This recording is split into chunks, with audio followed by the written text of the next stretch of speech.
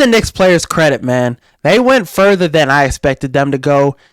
Game 7, almost into the Eastern Conference Finals. If they were fully healthy, they're winning the East, I think, this year, especially Josh Hart, DiVincenzo, all these guys, they played extremely well for the Knicks. Jalen Brunson was fantastic. Looks like one of the best players in the East next season. Fractured hand towards the end of this game. It was tough.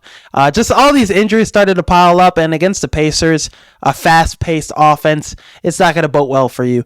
And the Pacers, they got lucky, but they took care of business. They earned this. They went out there, handled business. TJ McConnell, their bench players. Obi Toppin had a couple great games this series.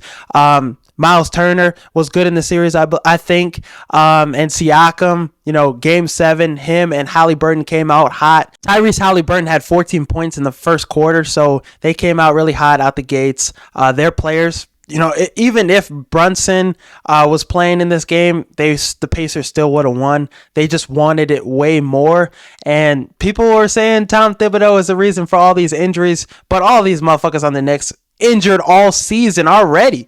I think Josh Hart, him playing like 48 games in the playoffs, it was a little too much. But who else is going to be out there? Shake Middleton? I think Alec Burks definitely deserved more minutes, but what Tom Thibodeau was dealing with the players, the rotation he had, it worked well against the 76ers. When it's working, nobody cares how many minutes they're playing. But when they go out and get these, freak injuries, these ankle injuries, these elbow injuries, these abdomen injuries, that's not to overplay, I think. So Tom Thibodeau, you look at Minnesota too. None of those guys were getting injured all the time. It's just only in New York and D Rose getting injured. That's why it's what's really stained Tom Thibodeau's past with injuries.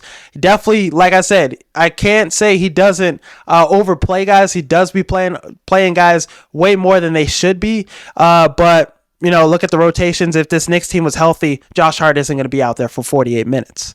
Deuce McBride isn't out there for 40 minutes. So the Knicks, they're going to bounce back next year. They've showed this year they have the players. They have the role players. I think they add one more star. They're going to be fine. They're going to be out there competing once again. I really like this Pacers team, though. I think the chance they have to compete against the Celtics is pretty high. People aren't giving them enough credit. This team has Siakam, Miles Turner. He's playing like a third star in the playoffs. Siakam, Halliburton, if he shows up and he's able to give you 20 points a night, I think they have a shot. They could take the Celtics at least 6 games. And without Porzingis, the Celtics have Al Horford, and that's who's going to be stopping Miles Turner and Siakam. I like that matchup in the Pacers' favor. So 6 games, I think. Some people thought the NFC North was going to be the worst division in football this season. They thought it was going to be as bad as the NFC South.